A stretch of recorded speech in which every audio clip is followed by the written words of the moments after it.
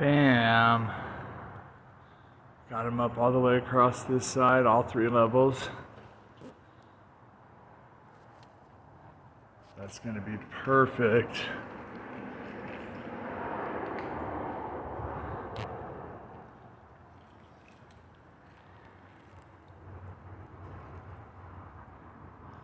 That's going to be where we store all of our aluminum screen frame stock. It'll be separated by size and color. And then we'll also have it going this way too. Really helps to save space.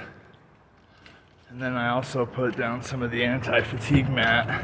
I just started. I want to get everything cleaned up and stuff, but I kind of mocked it up so it'll fit perfectly, 24 inches all the way around. Bam, bam, bam, bam. We'll have to trim a little bit from right here around the legs, but yeah.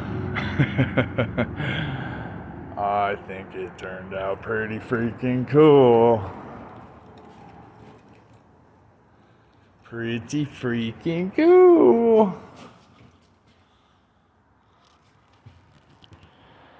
It'll box the table in just perfectly.